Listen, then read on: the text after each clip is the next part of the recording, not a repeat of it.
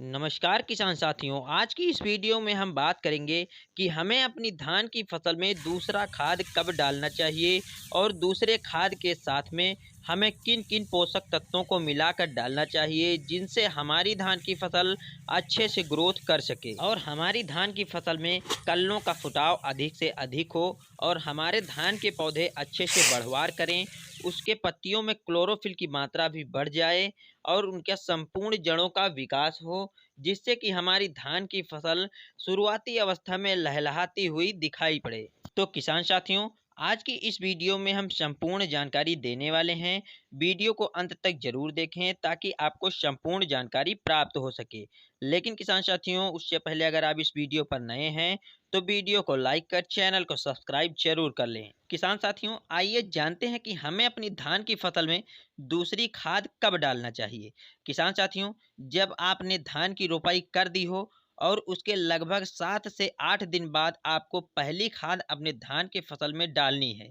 पहली खाद से लगभग 10 से 12 दिन बाद आपको दूसरी खाद डालनी है। यानी किसान साथियों, आपको शुरुआती अवस्था से लेकर लगभग 20 से 25 दिन बाद अपनी धान की फसल में दूसरी खाद डाल देनी चाहिए। तो किसान साथियों, आइए जानते हैं कि वो कौन सी खाद है जिसे हमें 20 से 25 दिन के अंतराल पर हमें अपने धान की फसल में दूसरी खाद के रूप में डालनी है।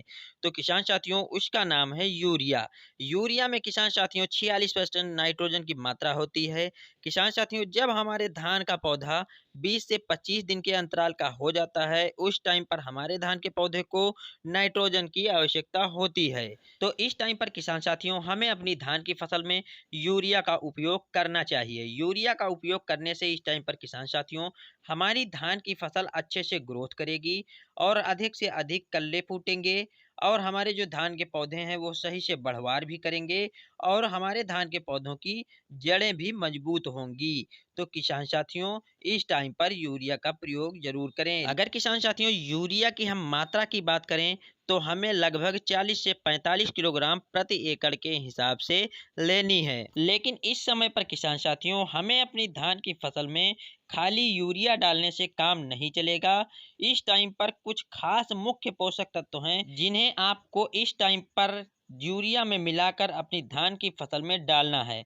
तो किसान साथियों, उसका नाम है सागारिका। सागारिका में किसान साथियों कई प्रकार के मुख्य पोषक तत्व पाए जाते हैं। अगर इस टाइम पर हम अपनी धान की फसल में यूरिया के साथ में सागारिका का उपयोग करके धान की फसल में डालते हैं तो हमारी धान की फसल अच्छे से बढ़वार करेगी और उसमें अधिक से अधिक कल्लों का फुटाव होगा, जिसके कारण हमारी धान की फसल हरी भरी लहलहाती हुई दिखाई पड़ेगी। क्योंकि किसान साथियों, इस टाइम पर हमारे धान के पौधों को अधिक से अधिक सूक्ष्म पोषक तत्वों की आवश्यकता होती है, जो किसान साथियों सागारिका के अंदर उपस्थित हैं। अगर किसान साथियों सागारिका को आप अपनी धान की फसल में दूसरी यूरिया के साथ में मिलाकर डालते हैं तो आपकी धान की फसल कभी भी पीली नहीं पड़ेगी और वो हरियाली बनाकर स्वस्थ तरीके से चलेगी। तो किसान साथियों, सागारिका का उपयोग जरूर करें। किसान साथियों, अगर हम सागारिका के मात्रा की बात करें तो 7 से 8 किलोग्राम प्रति एकड़ के हिसाब से सागारिका का उपयोग करना है। किसान साथियों, इन दो चीज़ों का उपयोग दूसरी खाद के रूप में आप कर सकते हैं। आपको आखिरी में अंत में चलकर अच्छा रिजल्ट देखने को मिलेगा। किसान साथियों, ये थी वीडियो धान में दूसरी यूरिया के साथ में क्या मिलाकर डालें जिनसे कि हमारी धान की फसल अच्छे से ग्रोथ कर सके।